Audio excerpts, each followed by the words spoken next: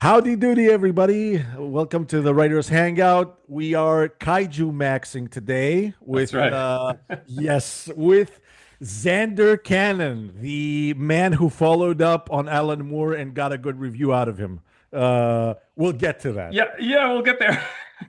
He had good words to say about your work, and Mr. Moore does not like shit. He does not like anything. I think that if you're a creative, if you're an artist, I Yes. think that he is much more like, you know, likely to do that sort of stuff. He loves comics. He loves people who Oh, make comics. absolutely. I think that, when everybody who's talking about him is like, well, I asked him a bunch of questions about Watchmen and he got all testy, or, or Yeah, we, I tried to get him to sign off on the new Watchmen movie and he got all testy. It's like, well, yeah, I mean, he asked me about that stuff.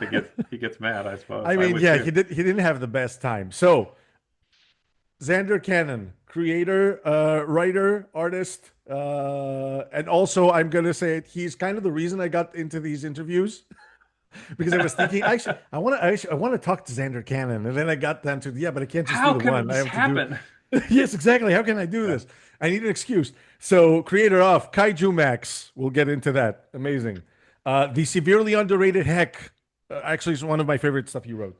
Uh, It's correctly rated by all the people that I care about. People that come up to me at shows and are like, "This was a huge book for me," or like, "I really love this book," and it's like, that's all I need to hear. The You know? the better follow up to top 10. I really like what you did with Yeah. that one. Okay. Good. Yeah. And the one that everybody keeps asking you Wow. about, the Yeah. meme comic Replacement God, Yeah. a very favorite. I wish we'd see Yeah. the rest of it, but we'll talk about it. So before we get to it, I don't know how many people in our audience actually know about you and your work. So if you could give us like a little bio, how you got started into this, how you got into the business. Yeah. I mean, well, obviously that's most of uh my bibliography there. But yeah, I mean, I started doing comics actually when I was very young. I was 20 years old when I got my first comic assignment. I did the Chainsaw Vigilante, which was a spin-off from The Tick, which was still going or had just maybe petered out as a comic and was a couple of years from being a TV show, an animated TV show. Anyway, so I did that. I did 3 issues of that. It's hit and miss. It's all right. I was learning. And yeah, and so I mean, I did a Replacement God in the 90s. That was sort of my 90s sort of fantasy book. And then I worked on Top 10. I mean, that was a huge, that was a huge thing. So basically, I mean, I've just been a freelancer for now 30 plus years. And yeah, I mean, I've worked on a million DC books as like a layout artist. I've done, I've scripted stuff for like The Simpsons and Transformers and Star Trek and this sort of stuff. I've Did done. you do writing, or did you, when you say scripted, I did or was it writing. Yeah, I did a little. I actually did layouts, which nobody asked me to do, but I was like, well, I got an might as idea for well? it. So, Wait, well, and so I they feel don't. like, what's that? I'm sorry. Keep going. I want to ask something. Like they don't do layouts in The Simpsons, or did you just like do it out of the Well, kindness of your so heart? it was a Treehouse of Horror story. So those are all kind of, they're all kind of done in different ways. And I was working with Gene Ha. They asked Gene Ha. They didn't ask me. Gene asked me, because like, especially then, I mean, that was whatever. That's coming up on 20 years ago now. And so they asked him to do it, and he was like, "Well, I don't really have an idea, or I don't want to write a script, and so why don't you write it?" And I was like, "Yeah, sure." So Which that one was was it? so it was called. It was a parody of Nosferatu, like years ago, Yeah, and yeah, yeah. we called it Nosferatu, a symphony of horror instead of a symphony of horror, which I thought was a Right. pretty good gag. And the way that we did it was very stylized, and so like that was kind of why I did the layouts was that I wanted it to be like a silent film, so we were cutting away to everyone's dialogue on sort of a title card, and so I lettered it too. And yeah, I mean, it was pretty funny. I thought, whatever.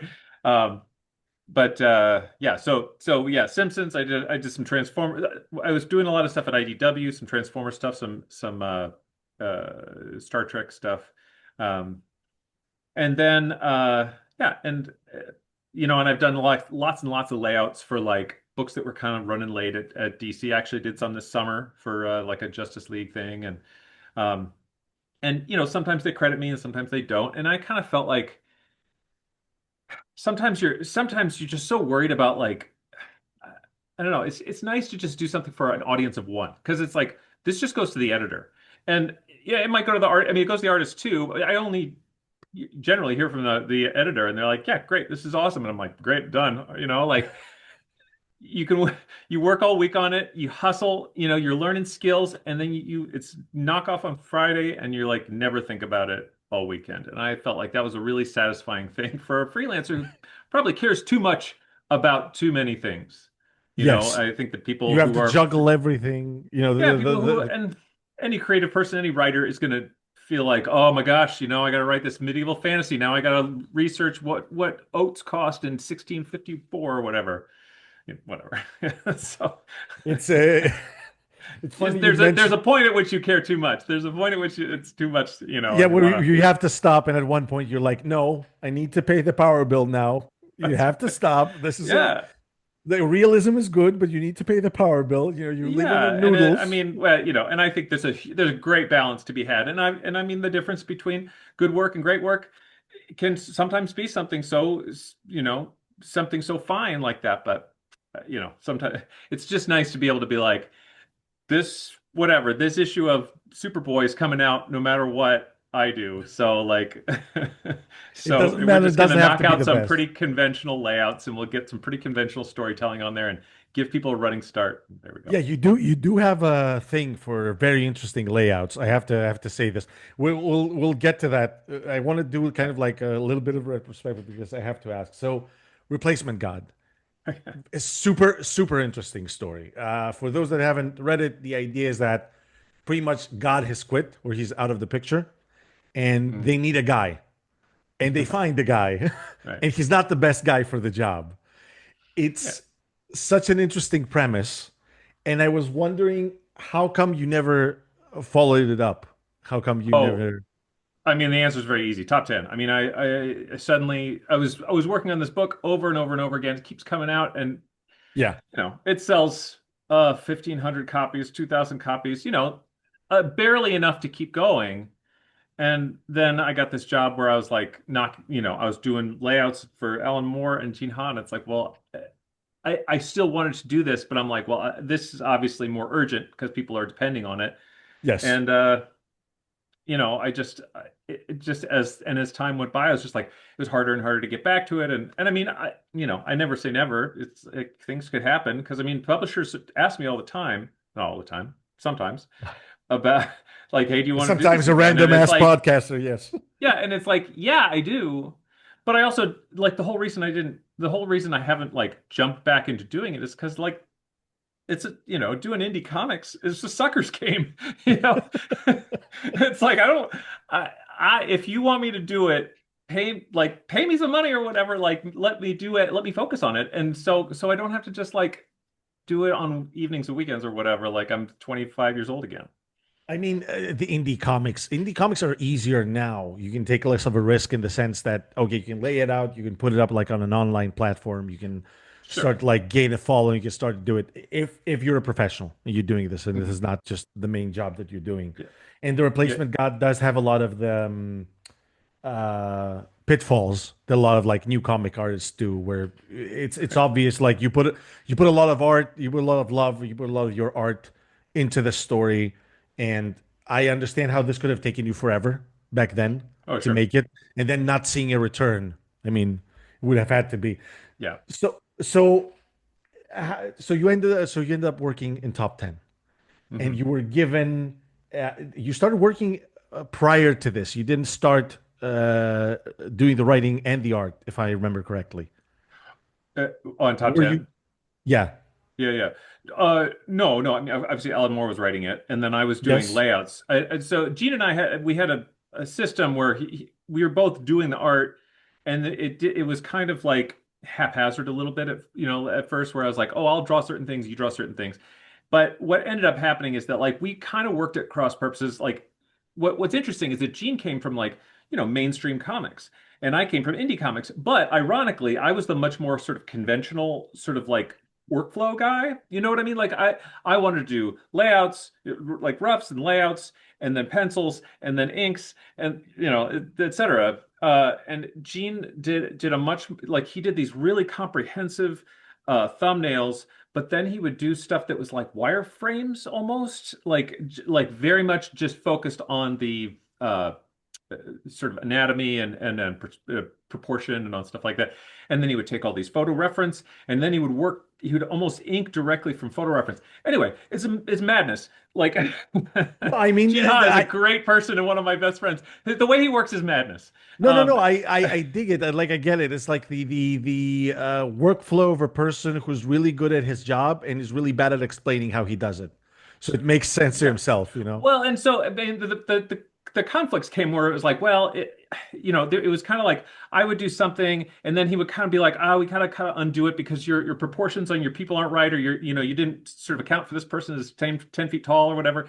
And so there was a lot of like undoing, and it was really inefficient. It was really slow. And so what we ended up just doing is that I'm going to do layouts, and I'm going to do sort of the composition, and I'm going to do the storytelling and the word, where the word balloons go and stuff, and Gene will do the finished artwork. And so, we adjusted our page rates according to that and stuff like that. And so anyway, and then it was like really clicking along, like this is a book that would never have come out if either one of us was doing everything. And so anyway, So, that so was you were the guy holding the steering wheel, essentially. Like Gene kind was of, like yeah. all gas, no Well, brakes. And Gene you is were just so much an illustrator. I mean, that is what his training is in, and that is what his sort of like stylistic, all of his sort of like stylistic quirks and all the stuff that people love about his artwork is so photorealistic or sort of vivid, like he's the sort of guy who would draw Captain America and he'd have like that scale armor on him, and it's like yeah.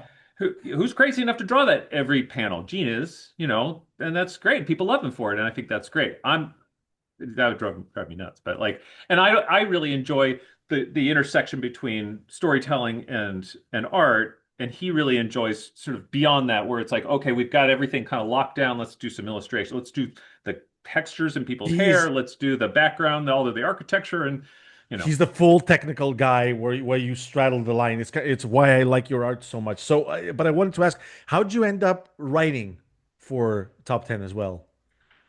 Being annoying, because well, it's like I don't know. I mean, I feel like it's It like just happened I one just I day. just pitched it, and that was fine. And I mean, I think that like and not very many things, but top 10, my name carried a little bit of weight. Of course, Gene's name carried weight, and so like people could go like, oh, okay, well, what do you got? And I mean, I may have even sent in a script or even like a laid out first issue so that they could even see that it was going to work. But I mean, I know that we did some sort of extensive plotting and stuff like that, and I really sort of laid it all out. And of course, there's all kinds of problems with the final product, um, No, but yeah, I would absolutely not say that. well, it didn't My finish. It didn't finish. No, I know it didn't finish, but So that's the the problem. publisher was gone. So, what can you do, right? Well, yeah. I mean, there's exactly what can you do? It's There's 1,000 like graves, strewn across the countryside of like cool projects that never got going Yeah, or so never. for context, for anyone that doesn't know, ABC Comics were the people who put out Top 10 and a bunch of like other great stories written by Alan Moore and by Zander and by other people. And unfortunately, they folded. Was it early aughts, if I recall correctly? Like, Well, I mean, it was, of course, it was just an imprint from Wildstorm, but then Wildstorm was yeah. just absorbed into DC, especially once DC moved to Oh, Burbank from New York. so And DC then, purchased them, so they shuttered them well, after they that. purchased them before Top 10 ever came out. That was probably in 1998.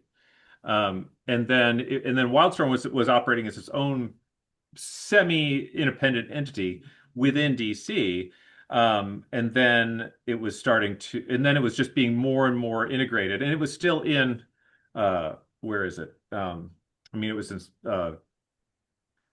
whatever near San Diego. and where Right. Jin Lee lives, like that nice Right, right. suburb. I can't They remember what had it's to move called. close to him, yeah, so he wouldn't Yeah, have yeah, to yeah. travel too far. I Well, I mean, understand. he started it. I That's d- where it was.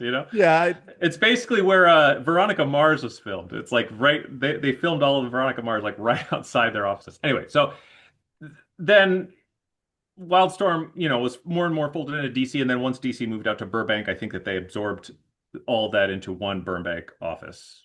so, And the so timelines might not match up, but something So like that. what I want to say about this is that at that point, if that's how it went, so like after top tens when you put out Heck and then eventually like KAIJUMAX and your other work, Mm. this is where I start to see a point in your writing that I personally like very much because I don't see other writers do well. You do a great job conveying pain, and here's how I Hooray! mean it. I don't hold on. Yeah, Hold no, on. good. Let me. I I take don't it mean as, in the yeah, that's sense great. that it's painful. I don't mean the sense that it's cringy. It's a lot of writers have a serious issue with stories, especially, and they don't know how to convey this correctly. Like all your characters have a lot of hurt in them, Hmm. and I don't mean it Hmm. in a bad way. I don't No, mean I it know in what you like they're mean. broken people. They have hurt like all of us do.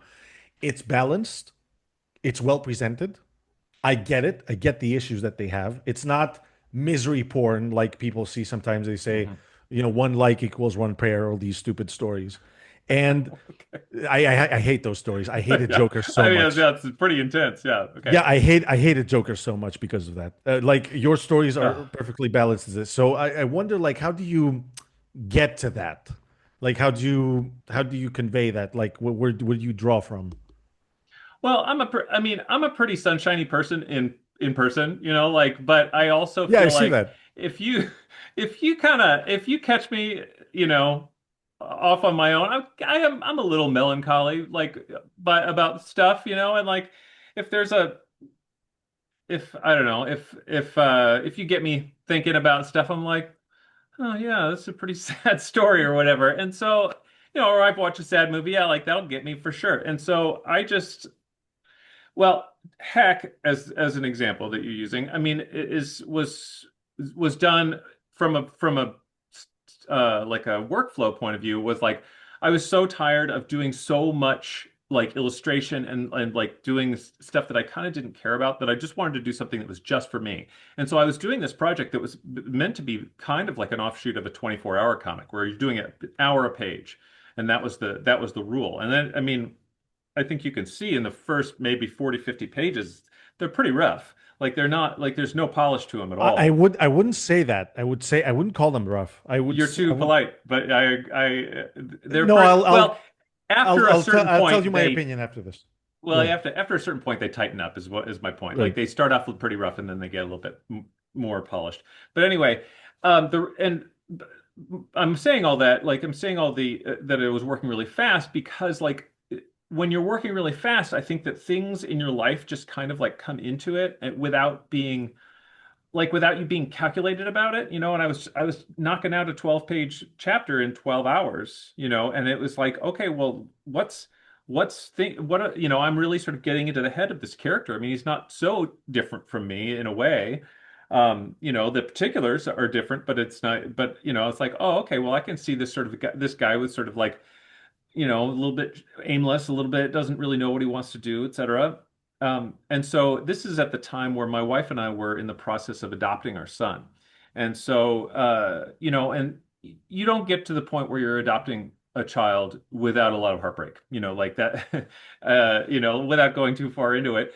And so like there was a lot of hope and there was a lot of like false starts, like, okay, like, talking about like adopting um, domestically, talking about adopting internationally, that kind of stuff. There's a lot of this country has just been shut down because of widespread corruption, and it's like okay, and so there was a lot of sort of like sort of treading water and a lot of sort of heartbreak and sadness, and so I was putting a lot of that in there, and I think I took a period of time off in the middle of the book when our son came home.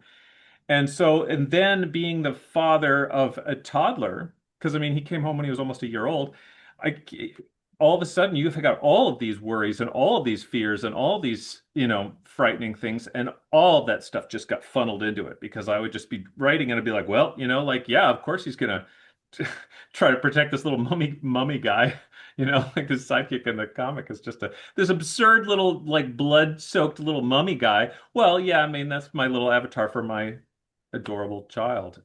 It's in heck. It's kind of strange. Well, what I want to say first is I can see there's kind of a progression where you kind of move from too much detail to like finding a good um, balance between too little detail, too much detail, Artwork conveying the wise, you mean? story.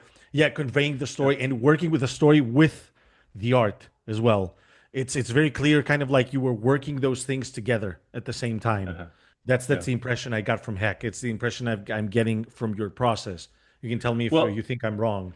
I mean, one of the crazy things about Heck was that like especially early on, I was like lettering and inking a page before I would even start penciling the next one, like or even writing it.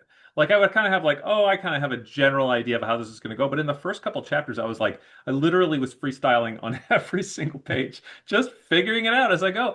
And I think that something comes out of that. Obviously, it's not super sustainable. You end up with stories that don't go anywhere and what have you. But like, if you're kind of trying to create a world, you could do it way worse than to just sort of say like, okay, well, this is what I'm thinking, and then all of a sudden, I mean, and it comes down to your artwork too, like how much detail you want to draw in the background. Not much. Okay, well, maybe that's what this world is like.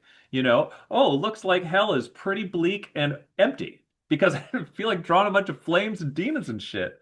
I mean, I can't blame it. The shot of Satan in Heck, a personal favorite. Like I absolutely Oh love yeah, it.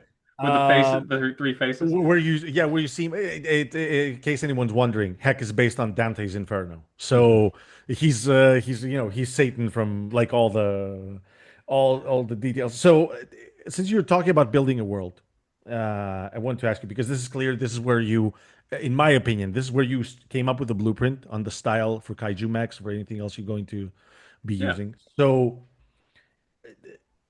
how do you make your world in your story? Do you bother with it? Do you flesh it out as you go? Do you have an outline and you're like, okay, this is roughly the dynamic I want to go with? How do you I mean, there's build it? a couple things off the top of my head. Like, I mean, one, I like to have a world where it's like you've got a few fundamental differences, and then you're like, well, and then beyond that, it's pretty much like this familiar thing. You know what I mean? Like I mean, I feel like in Star Wars, like in the first Star Wars movie, they're kind of like, well, yeah, we got moisture evaporators, and we got this, and we got like Jawas and like speeders and stuff like that. But other than that, it's kind of like living in like a small town in Nebraska, a farming town in Nebraska, because and so you kind of go like, oh yeah, yeah, yeah. So there's going to be all these things that we have in the real world, and so you don't just get like mass murdering villains or whatever. You get sort of like local punks, or like the Yeah. weirdos that hang out at the bar, that kind of stuff. And I really like that kind of stuff where you kind of say, because I think that you can really get too Dungeons and Dragonsy about world building pretty easily. I mean, you Yeah, could just be we like, oh, I focus all this time and energy on the money system, and it's like people don't really care about that. Like, there's a balance to be struck Yeah, where you're we like, kind of it kind of happens. There's a lot of like, especially I won't name names, but there are like a lot of new fantasy comics that are like so focused on the spectacle, and then the story is just like I'm bored. I don't care. It's like yeah. okay, your guy is cool, cool stuff was happening. What is this? Just a giant thing in the distance? Okay, sure. Just Right. And yeah, carry on. even something where like being really forward thinking would have really paid off, like Star Trek, like because it's a Yeah, 50 year long plus yeah, but Star Trek at the thing. end. Well, I mean, I don't just want to just cut you it's off, like it would have paid off to have something really well thought out, but who cares? Like it's but that's that's the sort of the thing. fun of Star Trek, especially early on, where it's like they're just winging it. They're just totally winging No, it. but Like, that's oh, the thing. starbase this. Star Trek at the end of the day, even though it took place in literal space and with crazy space energy and space stuff that was happening all the time and holodecks and oh god, at the end of the day it was human stories was Yeah, yeah, people yeah. being people at the end of the day. Is like you can take a person, you can put them like at the edge of the solar system, and as long as he has other people around him, he finds things to do. He gets in drama. He gets hurt. It's Right. the Have you read The Pain God by Harlan Ellison? No, no, Oh, no, I you haven't. should. It is Okay. your All right, I when I will. read your stories, I am reminded of it. I'm not going to spoil it for you, but you'll see. It's a classic for a reason. You Okay. should absolutely I read mean, it. I generally do like. I think Harlan Ellison is slightly insufferable, but I kind of like. But I like his writing Well, kind as of a because of person, that. yeah, as a Yeah. person, like you can't stand him. I'm sure, like if you met him, you'd want to punch him. But like But he's in a fun excellent. way, like, and it's like I again, like No, I Howard don't Chaykin mean the fun. is a really nice person, but I like he has that energy where it's like, yeah, I hate this thing and I hate that thing and I'm like, yeah, yeah, like I can appreciate a hater. I'm not a hater by nature, but I kind of can appreciate a hater.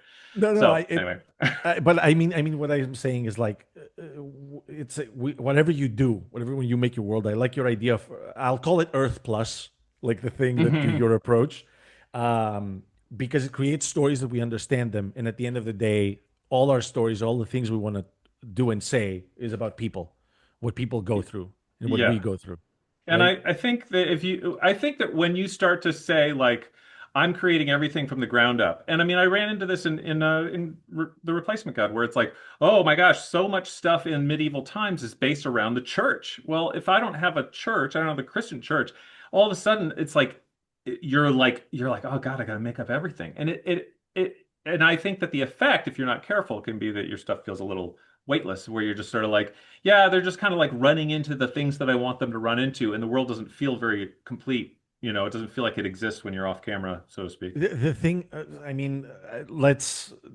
my issue with a lot of the fantasy stuff, especially whether you base them on medieval world or whatever, is that a lot of the newer fiction has an issue with presenting the spirituality of the thing. Mhm. A lot of people that write fantasy religion is like more like political parties. you know, Right, it's right, just right. they're not like there's a god, but he's a god of something. He's more like a DMV or like a government branch. He's not like an actual Right, god. right. I don't see stories where the god is treated like a god. Like think about our world, right? You have people going absolutely crazy about like scratch cards, right? You have people putting everything they own into like I mean, I don't know where you stand on crypto, but like on nonsense made up Well, things let's with see. no backing. Where do you stand on it?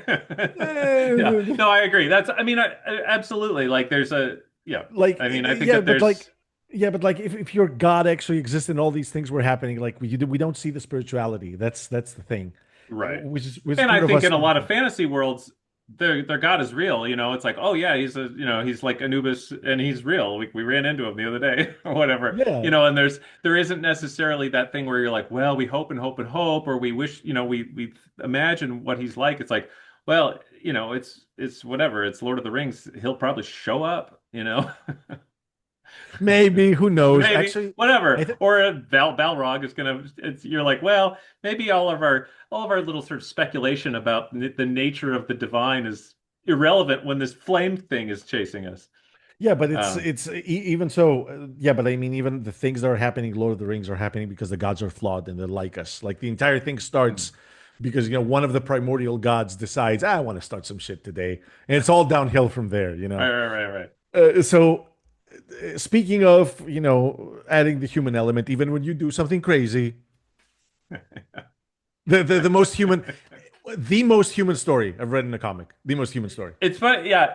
People have said that about it, like it's a very humanist Or tale, which a I think is great. It's like great, it's great copy. Like oh, that is a good copy for like something that's scarcely got any humans in it at all. But yes, and I think oh, that and I think again, it's like I had felt like. I mean, I think that Heck is a great book. I think that Heck is a great book, but I worried about it a little bit in that it's like it's black and white. It's pretty bleak visually and then the story is just a humongous bummer. And I think it's a very fun, I think it's it's a not a very good, humongous bummer. well, yeah. I mean, look, how do I say this without It's being a sad. cliche? That's all I'll say. It's sad. It's a story about a guy who starts as a piece of crap and then ends up being a piece of crap with some self-confidence and a very good friend. Right? Okay. Sure. He's not Well, alone anymore. and I think I guess, but I was just sort of thinking from the point of view of a reader. It's Yeah. like, oh, it starts bleak and gets bleaker. But like so I thought, okay, well, with KaiJUMAX, I know myself, and I know that I make a whole bunch of stories that just are, bring the tone down like real fast and make it real sad. And so I just thought, well, what if I started 100 visually, and just everything is candy colored and everything is crazy and everything is like is sort of like this kooky sort of like 60s, kaiju story for kids. But then I introduce all this gang warfare and drugs and, and prison stuff and violence and so forth. And I thought, okay, well, that could kind of strike a balance. And I think it did. I don't know if it And did you it the way that do. I was expecting to. I thought like, oh, it's just going to be No, perfect. it This never is it never perfectly felt balanced. tacky. It never felt tacky because like I've read a bunch of stuff, right? And like I told you, you do a great job balancing the hurt. A lot of the Yeah, yeah. times I've seen manga try this, I've seen other people try it, and either they make it too tacky or too gory or it gets exhausting. Kaiju Max does it great. Well, and again, and it's like another thing that I wanted to do, like in terms of balancing the tone, is just like I never wanted to make it serious. Like I know that there's some dark and sad or like, bleak moments in it or whatever, but I never wanted you to go like, yeah, it's really sad what, the creatures, if creatures are real, this is what they'd really go to. It's like they're not real. They're not even remotely real. This isn't No, supposed to seem real. It's supposed to seem dumb. Like, oh, this character exploded and guts flew everywhere and like everybody's coated in guts and I want you to laugh at it and go, "Oh, Jesus, that's no, that's that messed bleak," or that part. whatever. It was like, yeah, Yeah, or like, "Oh, oh, my favorite character was an evil goat demon and he crossed the river and he turned into a regular goat and they stepped on him." The most absurd thing just on the face of it. And then and it's like, yeah, well, I want to give it a little bit of pathos too, because that's what keeps people turning the page. I think that I could have done Kaiju Max for 6 issues that was just jokes. And people would have been like, oh, that's funny, that's great. But I don't think that they really would have stuck with it for 36 issues. You know what I mean? Like 36 issues, you really have to sort of say like, here's a character to love, here's a character to hate, some intrigue, here's a secret to be kept, all that sort of stuff. You have to do it, or else people, I don't know, people lose. I would lose interest certainly making it, and it takes quite a bit of effort to do it. So you no, don't want no, I think it's really good. I really like how you tried to. I think you got pretty much every major tokusatsu IP in the story. to. I tried to keep track because I haven't seen all of it with this. And But people were always asking me like, "Oh, don't you wish you could actually put Godzilla in there?" It's like, not remotely. Are you no, kidding me? what would be the point? The world's pickiest fans, like telling me like, "Oh, you didn't put the right number of scales on his back, or this is on his, or he breathed fire instead of radiation." I'd be like, that sounds terrible." No, I, I, And I I really appreciated how instead you made him like a gang leader, you know, right, right. And I liked, messing. yeah, the gorilla whale thing is a pun. I mean, like the pun on Gojira, I was like, is this too obvious or is it too obscure? Like, because yeah, that was the whole deal. The whole deal is that Kujira means whale and gorilla, right? Yeah. That's the sort of that, yeah. But No, I I got thought, it. I got it right away. The second no, I no, saw it, sure, I was like, sure. But oh, but that's the thing. Some people are like, yeah, oh my God, what a groaner of a joke. And some people are like, oh, I just have been reading this book for 4 years and I finally got the joke. And I'm like, it was both too obscure and too obvious. Like yeah. But the thing, like I said the again, perfect balance. yeah, again, I think it's the good idea because you have like a good balance where you have like the kaiju who are like in a bad situation. People are taking advantage of them. They're kind of like being kicked out of their own planet, marginalized their own planet. You're Yeah. doing, like I said, without it being preachy a lot of the time, which is a huge issue with Yeah. stories that try to tread this thin line. A lot of them err Yeah. toward one side or the other. And I think, kind of while I was doing KaiJUMAX and a little bit after, I think that there was a tendency in fiction, I think, where people are kind of like, you need to model good behavior, or you need to sort of like show good behavior or call out bad behavior. And it's like, I see what I mean, obviously see what you're doing. And I think that, and I think that there are a lot of like things that sort of are allegories for LGBTQ stuff or trans stuff or whatever that like if you go off the rails, you're really doing people a real disservice. But I also felt like, well, in this story, which is more, it doesn't steer entirely clear of that stuff. I felt like, well, I want characters to seem like real characters instead of, instead of a Goofus and Gallant. You know what I mean? I don't know if you know who they are, but Yeah, like, yeah, yeah. For anyone that doesn't know, Goofus and Gallant were characters that we use as placeholders for like we'll just call it morality play comics. yeah, yeah, And yeah. one was the good guy Gallant, and one was Goofus, who was like well-meaning but an idiot, and he would Yeah, yeah. keep getting So I himself into mean, trouble. and I think that I think yeah, I mean the quickest way to turn people off is to give them a lecture, and I don't ever want to do that. Even if I also I also tend to like to have characters that are pretty sort of like morally good if they're sort of like imperfect or they're It's stupid or mostly, I guess, it's mostly that the good people are good and the bad people just have very poor. I'm sorry, Kaiju Max is a story about people with varying levels of impulse control. All sure. the bad guys have terrible impulse control, keep getting themselves in trouble, and even the good people have like terrible impulse control, which Totally. And I felt like, well, nobody gets out of it without a scar or without a sort of like a problem or nobody gets out of it unscathed. And I thought, like we do. the funny thing is I never really gave I mean, typically I do, but in this book I never really gave much of a thought to like whether anybody was a good guy or a bad guy or any of that stuff because it just was that wasn't I mean, relevant to the story.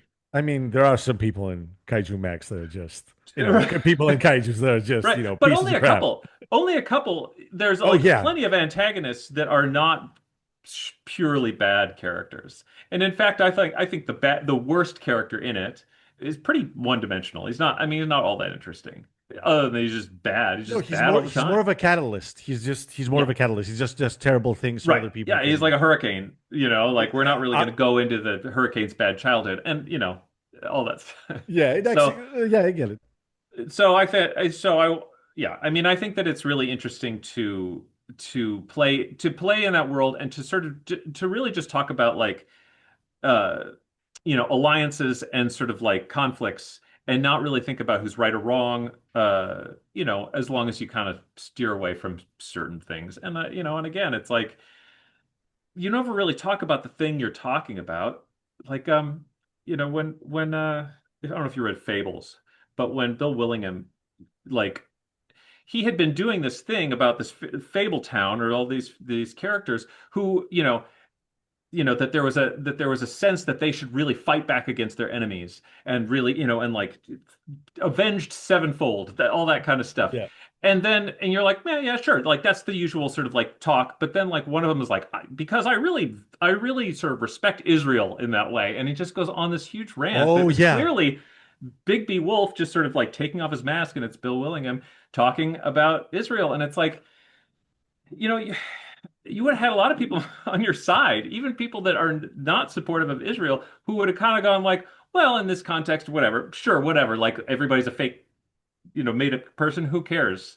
But as soon as you start doing that, you're like, well, you don't have to talk about it like that You because don't there's have to real say people it. that affects real people's lives, and anyway. So I just sort of feel like, yeah, as long as you keep that sort of 1 inch of kaiju paint on everything, you can kind of really explore a lot of I interesting mean, ideas. yeah, what I really liked with Kaiju Max, and it's going to tie to the next thing I want to talk about, is like you kind of have you kind of seem to have like this running leitmotif where it's like it doesn't matter how powerful you are, how much you try, you know, the big and terrible, sometimes there are big and terrible things you can't do anything about. They're going to Yeah, take yeah. you over. Like Kaiju Max is about that. And speaking about big and terrible things, sleep, Oh which yeah. is amazing. It's not a big and terrible thing. It's just a big and terrible thing that's happening to a little town in the middle of nowhere.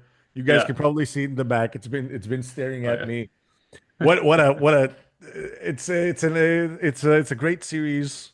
You wanna talk about this? You want us to just build hype? How do you want to go about it? Yeah, yeah, yeah. All right, ready for the hype? Um, I mean, it's a guy when he falls asleep, he turns into a monster, and so it's like a Jekyll and Hyde thing, but I only show the Jekyll parts, and so it's a horror mystery. Which is such a smart literary device. I love it. I love it. Well, it's funny because it's like I pitched this around and it's like it was not getting any play Well, with they people, don't. they Well, were they don't like, know what. Well, they don't know what they're talking about, dog. well, obviously Yeah. people, yes, obviously, no, but so yeah, every issue is just his waking hours, just one waking period, and then I start to break the rule later on. But I always wanted to do a story that was kind of a like an inverted guardian angel type of thing, where it's like, oh, okay, what if you had a guardian demon?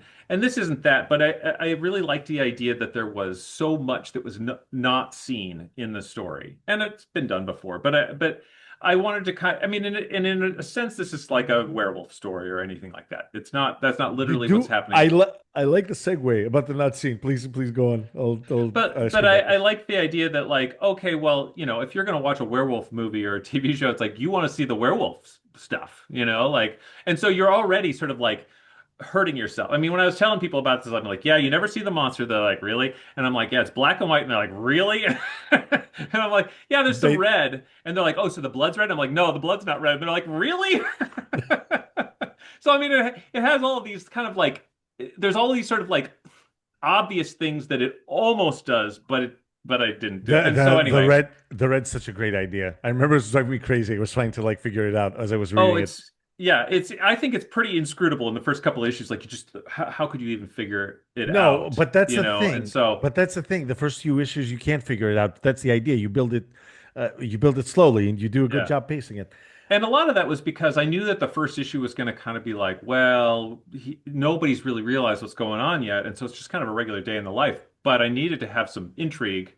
And so it's kind of nice that it's like, oh, well, this is red and that's red. And why is that red? And, a lot of stuff that can be a little bit sinister without really sort of having to get into it Without just making yet. them Because avert or just having a guy holding a shovel and just going, yeah, just making. and I could do it with, I mean, the storytelling in, well, in all of my stuff, I think, is pretty conventional. Like I really am trying to just like give a literal, this is a literal sort of transliteration of what's happening in the world. Like I don't have like canted angles. I don't have like, fisheye lens shots. I don't have like worm's eye view stuff. It's really kind of like documentary style visual storytelling. And so the nice thing about the red then was because it's like I could just have somebody walking down a street, a dead boring story, but it's like, oh, I made it a big panel, and then in the way in the background, there's like these little red things. What does that mean? Like so that it It's forces really you to hits. kind of go, It's well, really there's got to be something going on here. It's red, right? Instead of maybe like if I were doing it not with, not in that way, I might have like this really dynamic shot that like has this thing in the foreground, and it's like, well, that wasn't the storytelling approach I wanted to take. So anyway. it's really Hitchcocky. It's very sort of like doing the most of what you have. Speaking of things that you don't see, again, that's true in sleep because like it's a thing that also exists in your world building. A lot of it. I don't just Mhm. mean oh you don't see the monster rampaging. By the way, for what it's worth, I'm saying it out loud. I wish we never see the monster. I hope we never see the monster. I I've hope heard that from nobody a lot of sees it. people. I I've hope heard that from a nobody lot of sees people. it.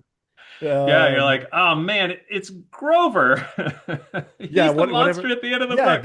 at that point, whatever you put, like nobody's gonna like it. So just Yeah, whatever, let it just be a yeah. thing. Well, Uh, that's the. I'm drawing the final issue right now. So, uh, yeah. no, what? No, come on, Yeah. man, come on, dog. You can't stop at 7 issues. Come on, whatever. Just No, okay. no, the seventh issue's done. It's gonna be out soon, and then eight is the Your final one. 8 is the final one. Amazing. I think it's a good length. It's a great story. But anyway, so what I wanted to say about the things that you don't see. Again, you have this in the town where, hardly anyone says it out loud. Everyone in that town has a dark secret, sucks. You see kind of like the pain with everybody, like the little ways are created. Did you intend to make this place be like a terrible place, kind of like getting what's coming to it, or did you? Not really. I mean, I think that it was, well, it's based on the town I went to college in, which is funny because I mean, I really just like took like Write what you know. Google, right? I took Google Street View of like the town and like, so there's a lot of like kind of similar buildings and stuff. But I mean, I really liked the line where like he's like, oh well, he says it's because he says it's God's vengeance, and it's because this town sucks. And I like that, like I liked that as a line where it's just like, oh yeah, like what a petty little reason for Yeah. him to like declare that God has like is getting his vengeance on this town. And so I think like I kind of wanted, a lot of people were sort of guessing about like the colors and stuff like that. Oh, well, this represents hope or this represents this. And it's like nothing is metaphorical in this town. Like all the colors have real, actual, practical, supernatural, but practical sort of reasons behind them. Nothing is just sort of like, oh, it's an avatar of hope and stuff like that. I kind of wanted to tell a story that in a way is sort of morally neutral. Like there's really kind of not, there isn't really sort of like, oh, this is the correct thing. There's characters that make bad choices for maybe good reasons, for maybe short-sighted reasons or stuff like that. I really kind of Yeah, like but the idea. you do end up doing that though. Oh, sure. I mean, sure, we all do. And I mean, but I think that it's really more like, okay, you may agree with this character and they are doing things out of their own morality, but I didn't want the story itself to have any innate morality, if that makes sense. No, You I get know, it. that I mean, what the I'm world itself is a little bit neutral. The people operating in it are have their own sort of ideas, and that's the interplay. And I mean, the thing I'm seeing a lot in your story, I don't know. I feel it disagrees with me, but it obviously just means that you're good at writing. So because other people can see this, I see kind of like you have this running theme of like the selfishness versus the selflessness. So the selfish Mhm. people end up doing impulsive things that always hurt them in the end. The selfless people, may get some hurt along the way, but in the end, they are rewarded. Maybe not in every one of your stories, but mostly they kind of like get a thing, in return. They get something in Well, yeah, return. yeah. I mean, again, in KaiJUMAX, I tried to punish people for being good as much as I possibly could, you know, because it's like, Yeah, but yeah, it was the and I mean, prison it was. system. It was the I prison mean, I system. think, It was like, yeah, it yeah, was a yeah. bad No, that life. was It the was a whole bad point. That was situation. the Yeah. whole point. You couldn't benefit by You can't being, win, dog.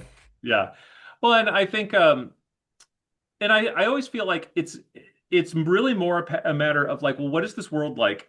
And it's not about being good or bad. It's about aligning or not aligning with the values of the world. So if you're telling a story about like, the criminal underground in Paris or whatever, well, it's not a matter of being good or bad. I mean, you can also have those notions, but like people will succeed or fail based on how they align with sort of how this world works.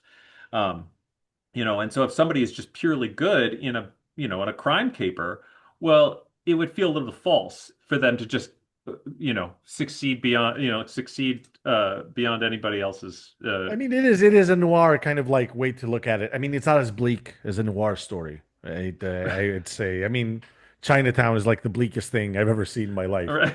Uh, Speaking of, do you draw from noir stories? A lot of these, like Sleep, does feel like a noir story. A lot of it.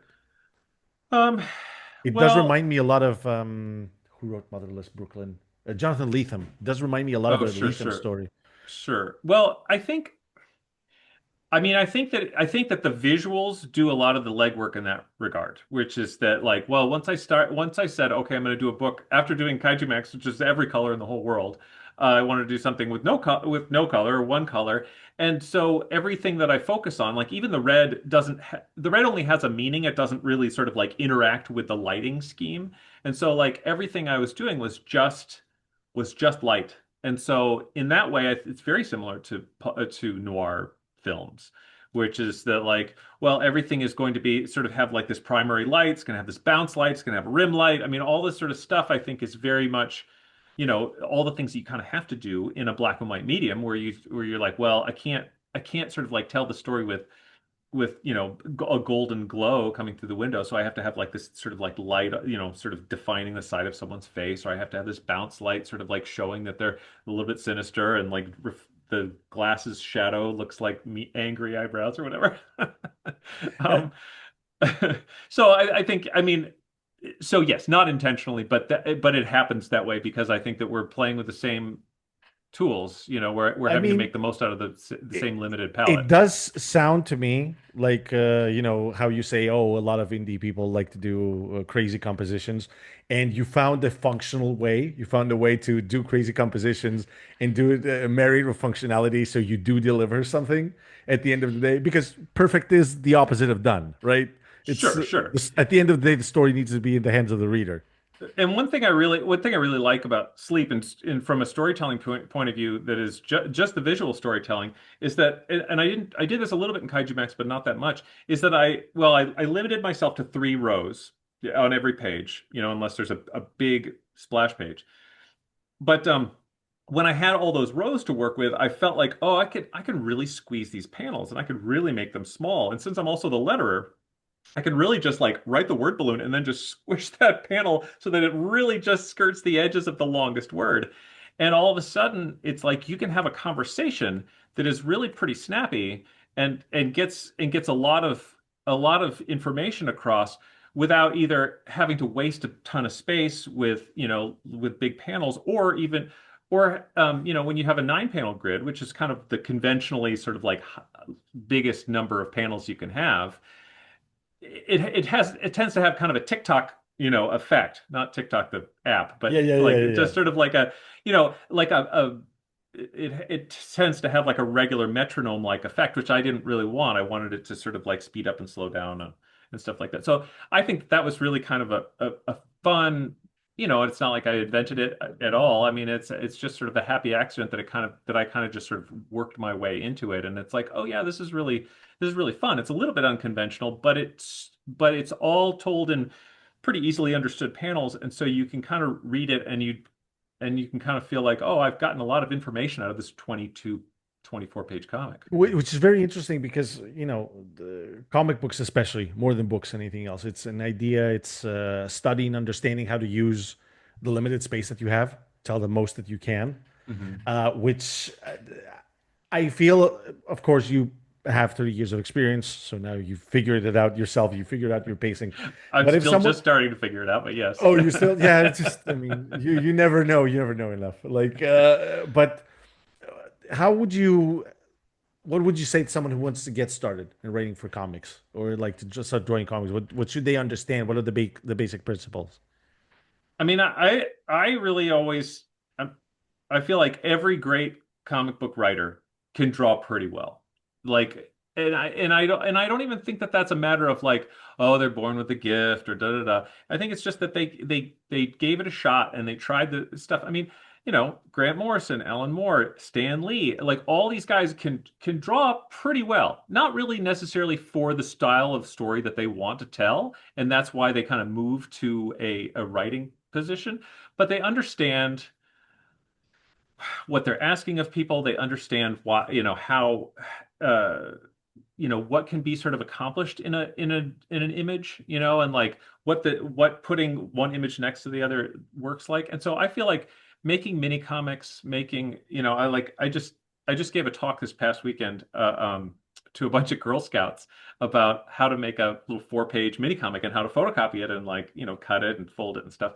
And and it was really fun because it's like, yeah, like even just doing stick figures, even just doing sort of like really simple blob guys, it's like you understand like, oh, okay, the person is going to take up this much space, the word balloon is going to take up this much space. Oh wow, in this panel they're almost equally sized. I need to kind of understand that like it isn't just like I'm drawing up. It's not like a movie where like someone's face can take up the whole frame and it doesn't matter that they're saying a bunch of stuff. It's like, no, everybody has to compete for that sort of square footage. And so I think that is something that's always really important, that people sort of understand where the rubber hits the road in terms of comics. Yeah, so you just have to do it. That's at the end of the day. That's how it goes. You have to do it. You You don't just have to aim Yeah, I big. just have to do it. I think that people love thinking about this grand story that they want to tell, and it's like, tell a really dumb one first. Like just tell a story about a pig who works at a bank or whatever, and like just And figure then he out how to make poops. that kind Yeah. of, yeah, right, yeah. I mean, like, and I intentionally, maybe whenever I do these little presentations about mini comics, I make the dumbest mini comic I possibly can, and it's always just gonna end up with a dumb story like, and there's always going to be like, because I'm just trying to work in a way to do like, here's a shouting word balloon, and here's a sound effect, and here's a whispering word balloon, here's a thought balloon, and all that sort of stuff. And in a way, it's like that kind of stuff is really fun. And then you can build out your beautiful sort of like, Swiss watch of a story out of that. Not the other way around. Right. No, I understand. You need to fail quickly. You need to fail, That's cheaply, and you need to do it a lot. Okay, I yeah. get it. I dig it. I dig it. So, you got any plans after sleep since you're almost wrapping Yeah, up? yeah. The second finish sleep, I have to do.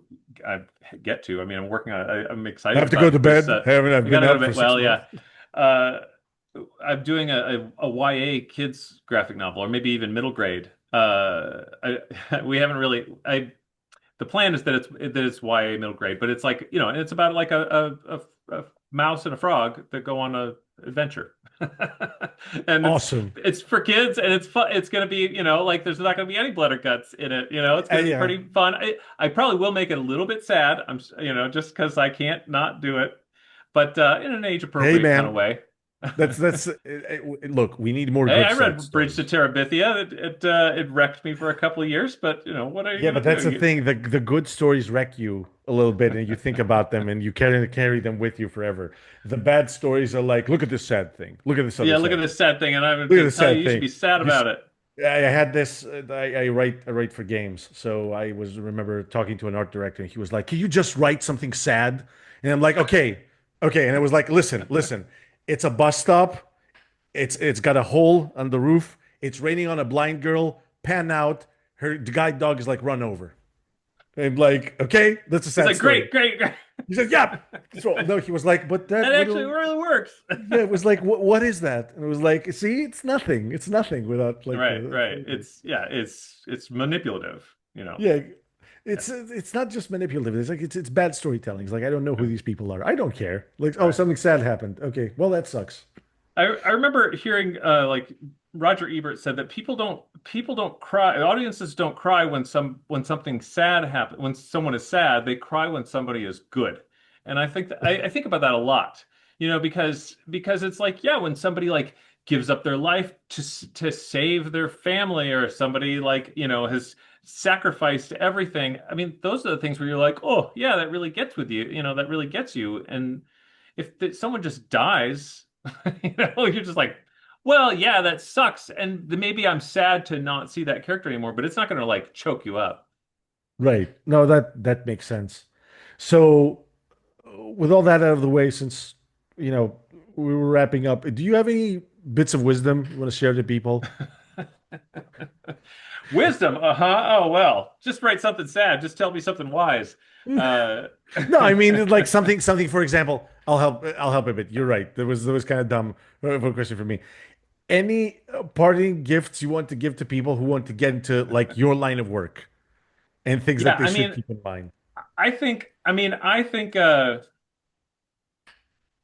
I mean, it's the 10,000 drawings, like they talk about the 10,000 hours to become a master at something. It's like, yeah, there's 10,000 drawings, 100,000 drawings.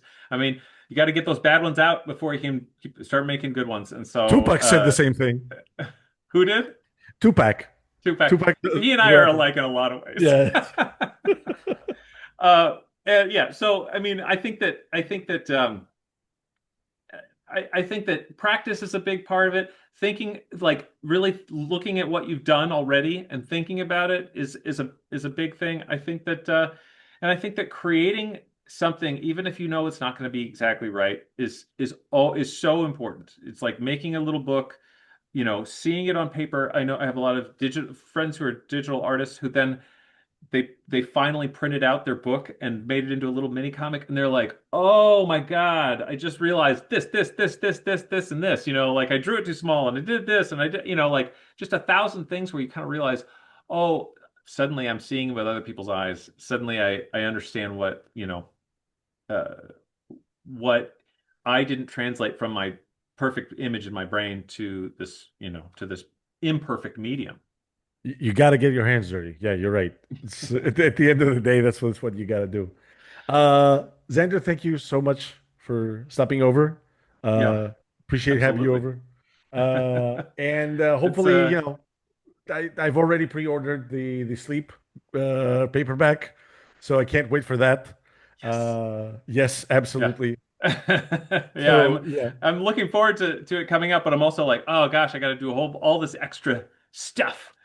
Like even after I'm done with the whole story, I got to do this extra stuff, which is that's the terrifying part to me. Where I don't know if you got the KaiJUMAX hardcovers where they have all no, this extra. There's all this I couldn't extra. wait. I couldn't wait. Yeah. I had to get them as soon as they came out. So when the paperbacks came out, please go Well, on, tell me. I had to do a bunch of extra stuff for them, but I was like, you know what I'm going to do? I'm going to annotate every page and talk about like, oh, okay, this character is based on this kaiju and so forth. And it's like I would rather do a 350 pages of that than draw one more picture. Like I get to the end, they're like, "Can you draw like a title page?" And I'm like, "Can you just get like a graphic designer to do something nice?" I can't. I can't stand to draw one When more you're picture. done, you're done. I It get it. really was funny. Like I just was like, I do not want to draw one more thing, but I will write a whole bunch of extra stuff. I'll explain all my jokes. But yeah, When you're done, you're done, man. It's you're done. just You're done. it's great. So everybody get sleep. No, just It's don't go to sleep. Get the sleep, get the series. get some sleep Get too. Heck. It's amazing. Read Kaiju Max. Read better comic books. Xander, again, thank you for coming over. Ah, thanks for Everybody, having me. good night and good luck. Yeah, that's right.